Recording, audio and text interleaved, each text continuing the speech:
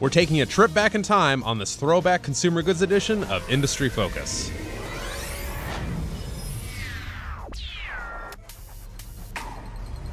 Greetings, fools. Sean Riley here at Fool Headquarters in Alexandria, Virginia. It is Tuesday, April 26, 2016, and joining me in studio is Vincent Shen and Mark Reith. Who let you in here? Been a long time, my friend. What the? Welcome to the studio. Thanks for joining us. Thanks for having me. Long time no see. For our listeners that don't know you, when did we last do a podcast together? You and I? Yeah, 'cause this was up in Mackey in the other studio. It was very old school. Yeah, we were young and naive. It was simpler times.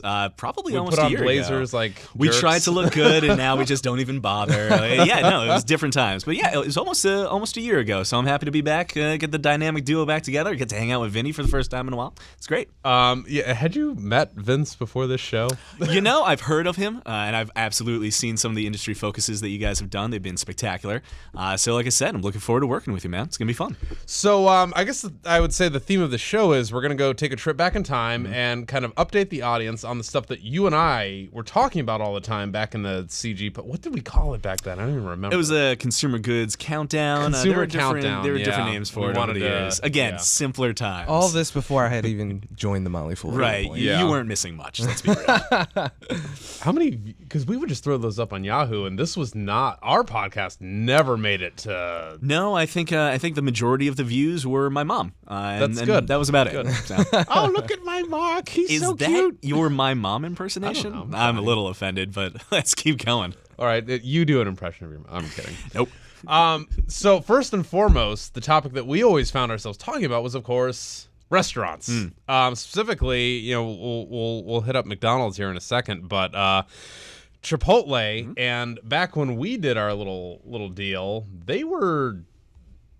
comps were in the mid-teens. Oh yeah, all talk the of time. town. Absolutely, CMG. It was Chipotle was the fast casual restaurant chain of the future, and everyone wanted to be them. I actually looked up the numbers. It was very simple to see. Do you on deal Yahoo with numbers Finance. anymore? I'm A kidding. little bit. I'm more of a people person now. But the stock is down 30% since April 26, 2015. Just to give you an idea of how far the mighty have fallen since you and I last talked about Chipotle. And obviously, we could go over all the different issues that it's had over the last couple of months with the health stuff, the norovirus, The poison cilantro. the E. coli. But it was actually funny taking this trip back down memory lane. I had kind of forgotten about the fact that for 9 months there, Chipotle wasn't selling carnitas. You guys remember that? Like, no one talks about the carnitas issue anymore, mainly because it seems relatively small compared to E. coli. It's understandable. Right. But when I was thinking about it, I was taking a look back at the charts, and you can see how once Chipotle stopped selling carnitas, there's really only a small dip in the charts. It really didn't affect the company all Of that comps and much. sales, In terms of sales and in terms of just share price as well, which is really weird to me. Thinking back on it now, at the time when we talked about it, we just kind of shrugged it off. But it's like for 3/4 of a year, the company wasn't selling one of its main food ingredients, and nothing happened to Chipotle. Nothing adverse affected the stock at all. And I think a large part of that had to do with goodwill. I think we always talked about that too, about how Chipotle, like we said, it was all the way up here. It's the food with integrity. Everyone wants to be Chipotle. Everyone wants their food to have integrity. One day Chipotle finds out their carnitas don't have integrity, and so they stop selling them. And people, instead of punishing the stock for losing sales because it's not selling carnitas, they praise the stock because the goodwill is so thoroughly embedded in that company. Food with integrity, they're sticking with their guns, they're not selling carnitas, it's for the benefit of everybody. And then E. coli struck, and now we're down 30% in the last 12 months. They're trying to make good on it because they actually, what day, because we went a couple of weeks later because they're giving away free burritos, but when did they actually close every store for like a day so they could have a company-wide meeting and all that stuff? And now, I was preparing the notes for the show, I don't have a ton, but now they said we're going to lose about $1 a share this quarter. Oh, yeah. Like, it is staggering the difference that's happened there. Well, a big part of the swing too is the carnitas thing that you mentioned. That's preemptive, and that's something that they basically had control over. They basically got decided rewarded. no longer to offer that. In this case, with the E. coli outbreak, they had no control over that. Like once the sicknesses started being reported and the CDC got involved, the press will take that and gladly run with it. And once the CDC wrapped up their investigation, they said they could never even find the source, right? Because Chipotle, frankly, has a lot more fresh ingredients than your average quick service. It's actually restaurant. harder to control. So yeah. So, you combine that fact, but, once the CDC did actually end their investigation, it's not like, it was on the front page of these different media websites where announcing, oh, it's okay again. So Chipotle now, what you mentioned with the town hall, when they closed for those 5 hours on that day, it was in February. Now they're trying to lure everybody back in. So they mentioned actually they had 5.3 million requested free burritos because they gave that rain check offer. And they're actually... I would think that 300,000 of those were actual legitimate ruined lunch plans. Well, I would say there's probably maybe like a quarter of those actually distinct people, and a lot of others were like people trying to double up. What are you, crazy? You think E. coli is going to scare me away from a free Chipotle burrito? Well, I was going to ask, I don't think anybody at this table stopped going there. Heck no. Absolutely. It was nice because for once I didn't have to wait in line. It's a shorter line. This is great. Well, and these people in my building, I ran into a friend of mine in the lobby, and he was like, "Oh, did you hear they're closing all the Chipotles forever because if you call them like, the company is fine." Well, the company is fine. I think deep down, the long-term growth of the company is still pretty assured. Obviously, so Chipotle reports earnings, I think today. Yes, actually, they do after the close. Later today, yeah. So there's going to be a lot to watch there. Analysts are expecting huge drops in revenue and even smaller ones in EPS. I think the main thing to watch, and you both touched on it with the free burritos, Chipotle is doing everything in its power to lure customers back to their stores. We might be joking around about how E. coli is not scaring us off from our burritos, but it scared a lot of people off. Right. And they've been spending so much money to bring those people back with free burritos days. Think about how much money you lose countrywide if you close all of your stores for 5 hours. You think 5 hours, that's nothing, but that adds up. So I think this quarter we're going to see a lot of drops. I really just want to see, like I said before, the goodwill return to this company. I think once it regains customers' trust, then I think you're going to see the numbers tick back up. I think Chipotle still has a lot of long-term growth ahead of it. I think people will trust it once more sometime in the future. Probably not tomorrow. Probably not till the CDC gives it the all-clear one last time. Mm-hmm. But no, I'm not worried about Chipotle over the long term. I'm also curious to see before we move on to talking about the Golden Arches here, but I'm also going to see if they're going to keep buying back their stock. They actually bought back $787 million worth of shares between November 1st and March 14th at an average price of $493 a share, so not quite profitable yet. They're at $440, but... yeah, but you got to keep in mind, too, that during their peak, in August of last year, I think it was, they were trading over $750. Yeah, this is a bargain. This is great. For them, that could be seen as a very wise allocation of their resources. Mm-hmm. And so, those vouchers, by the way, which my brother managed to collect 15 of them in his apartment building, and he's gradually going through them. They sent out 21 million of those in stages. Oh, wow. But they only, the direct mailers, they only see a redemption rate of about 30%, call it. So that's it? Really? Yeah. So whereas the digital one where the 5.3 million rain checks during the town hall, they see like a 60-70% redemption rate. So a lot of money is being spent on the promotions for sure, but whether or not they, how much they lose actually in terms, it's not like they're giving away 26 million free burritos. If any of you listeners out there have an unredeemed coupon, please mail to Full Headquarters in Alexandria, Virginia. Just pass them along care to your of brother. Sean O'Reilly. He'd start stacking them all up. 15? Yeah. Oh my gosh. Well, people that's just great. throw them away. 30% redemption rate. 5 days of meals. That's 3 square Chipotle meals a day. Exactly. In fact, if you get the the bowl, you could make 2 meals out of that. Makes a lot of sense. Yeah. Thrifty. So a couple of days ago, actually on April 22nd, I tweeted, I'm paraphrasing here, I feel like I blinked and McDonald's shares went from $100 to $125 without my knowledge. They were hanging out at $100 for like a year. For a long back time. when we were just like, yeah, I don't know, they're not as cool as Chipotle, they're just hanging out. And then they introduced all-day breakfast. Revolutionary. Which, is that the reason for the 25% gain? I think it's part of it. I think that's absolutely part of the conversation. And yeah, just again, I took a look at the numbers. Last year, shares are up 33% in the last 12 months, which is pretty darn impressive. And to your point earlier, whenever we talked about McDonald's, it was very much... It was boring, say it. Poo-poo, it's McDonald's. It's old school. We've got Chipotle up here. We've got McDonald's down here. That's been the conversation for a long time. To a certain extent, it's still the conversation, but to their credit, McDonald's has done a lot to turn around their business. And like you said, I think a large part of it has to do with the all-day breakfast. That's one thing that Chipotle doesn't have, those breakfast menus. And I think McDonald's does breakfast better than a lot of its competitors out there. It's also been benefiting from the McPick 2, where you get 2 menu items for something like like $5, which is, again, it's good value. It's a good bargain for that customer base that McDonald's is looking for. Yeah, it's been a heck of a turnaround. Honestly, and this is just my opinion at least, I think the turnaround has a lot to do with Steve Eastbrook, the CEO who came in March of 2015, almost a year ago, when it was still, as you said, down at $100 or so per share. Now it's way just up. hanging out. We were talking about it as a dividend stock. It just and that was meandered it. for a long time there. And then Steve Eastbrook came in, and he's been great. He's been at McDonald's since the 90s. He actually left for a short period of time and got some fast casual dining experience over in England, then came back as the chief brand officer and eventually became CEO. And almost as soon as he steps in, things start turning around. They start revolutionizing their menu with the all-day breakfast, with the McPick 2s. They start revamping stores. I think most importantly, and people always kind of forget about this, out of McDonald's 36,000 around the world locations, 30,000 of them are owned by franchisees. You got to keep those franchisees happy. When your stock price and when your sales are just kind of meandering along for years and years and years, you're not going to be happy. People aren't going to be lining up to, own these stores for you. Now suddenly Steve comes in, shares start going up, stores get revitalized, they bring in new menu items, start seeing sales go up at those franchisees. Now they're happy. Now people are starting to line up again for those McDonald's franchises. So again, I think a large part of this turnaround has to go to Steve Eastbrook. I think he's a huge part of this. Did either of you hear those rumors that the franchisees were actually fighting the all-day breakfast move?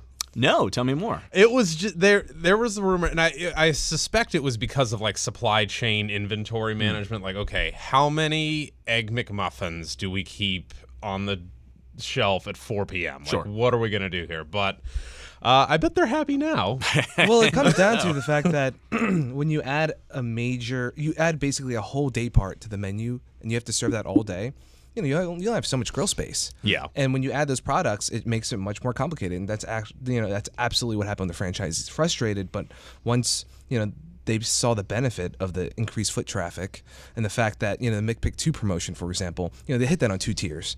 They had the one that was for $2 for the super value conscious, and they had one for $5, McPick 2 for $5.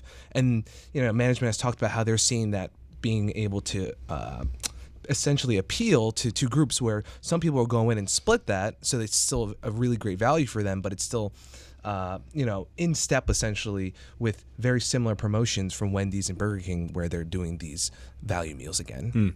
And I think that's perfect for McDonald's because they're returning to their roots where in the end, I think most people recognize the fact that it's not the best food that you're getting there. What? But Wait, what? Oh my God! Yeah. But it comes down to the fact that they want that value and they want that consistency. And just a quote that I saw recently from Easterbrook, actually, where he talks about simplified menu boards, new crew training procedures. Really, they're looking into every single detail, like font size on the printers, the receipts. And he says things like the primary driver of customer satisfaction, getting it right, hot, fresh food, friendly service. Just hearing management mention these things again in their calls, it's like, okay, they're refocused on the right things. And this is a really nice trajectory that I can think can be long-term for them. Did you guys see they're making a movie about Ray Kroc? I did see that. Yes, I think it's actually starring Batman. I think it's gonna be a pretty good story. That entire Starring story Michael about how he took away like the power of McDonald's from the McDonald's brothers. Yeah. I think it's actually gonna be a pretty fascinating movie. I want to see it. Wait, you're telling me Ben Affleck's going to play that role? No, Oh, the original. oh God! This is why we don't work together, Vinny. Jeez. Yeah. Michael Keaton will always be Batman. Before we move on, I want to point any listeners out there that are hungry for more foolish content to focus.fool.com, where all industry-focused listeners have access to a special discount on the Motley Fool Stock Advisor newsletter.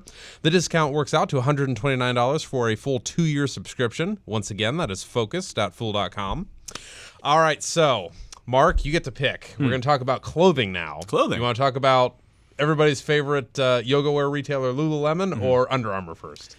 That's a good question. I guess we'll start with Lululemon. And again, I took a look back at the share prices a year ago. Lululemon's only up 2% since we probably last spoke about it. Right.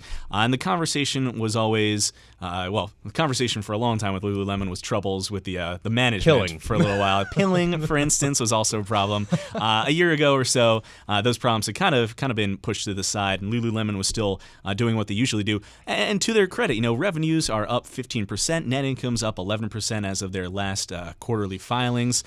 They're still firing on all cylinders. It does seem like operationally they're turning the ship finally. Exactly, and that's very good. There's nothing wrong with that. My problem is that it's going to be tougher and tougher for Lululemon to sell these $80 capris and $110 hoodies. Do you remember the company's gross margins? Yeah, it's like 50% gross margins. And that's insane. And it's something I was going to mention that they've started guiding gross margins down over just very slowly. I think last gross margins last quarter were something like 51.4%. They guided for gross margins to come down to 47% this year. Yeah, this quarter.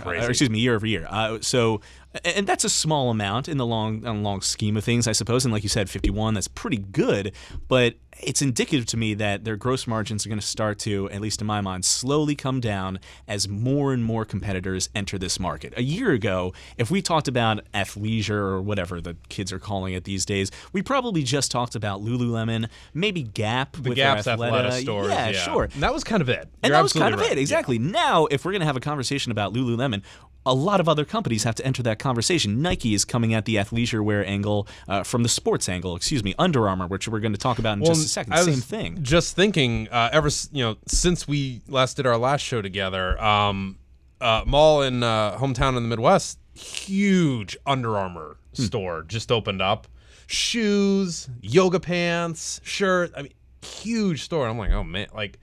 Well, there's only so many consumer dollars out there, so... Well, that's true, but you got to admit, a lot of those consumer dollars are going to Under Armour right now. If you look at their last quarterly report, I mean, my God, it's, revenue growth of over 20% for the last 24 consecutive quarters. You can't deny they're doing something right over there.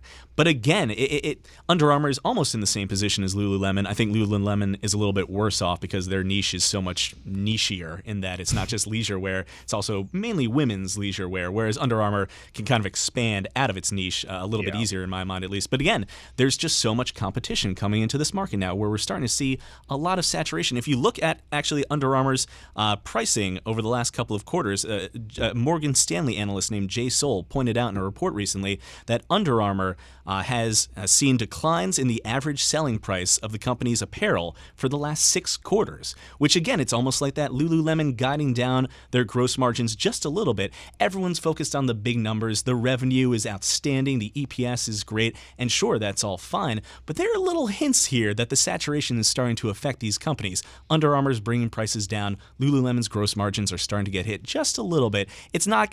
These businesses aren't going to collapse tomorrow by any stretch of the imagination. But again, when you have so many competitors coming in from every single angle into this market, whether it's low end with Walmart and Target or high end with Victoria's Secret or Tory Burch, Beyonce has her own athleisure wear line. For God's sake, people, Beyonce. I'm not a huge fan. You know what she charges? No, I don't. I'd have to check the price tag on everything in my closet. But I think both of these companies are pretty sound, but I think the market as a whole is starting to get really crowded.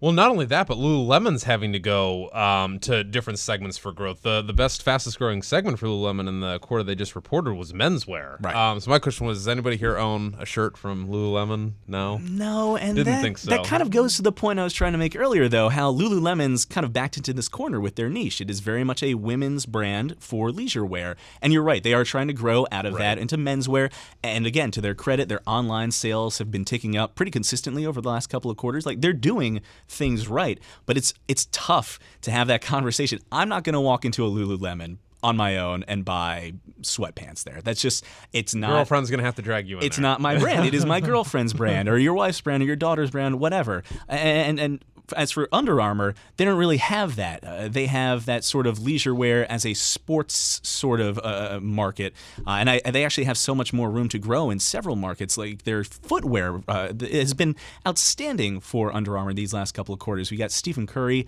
who's just been phenomenal and is their biggest brand ambassador. His footwear line is selling hand over foot.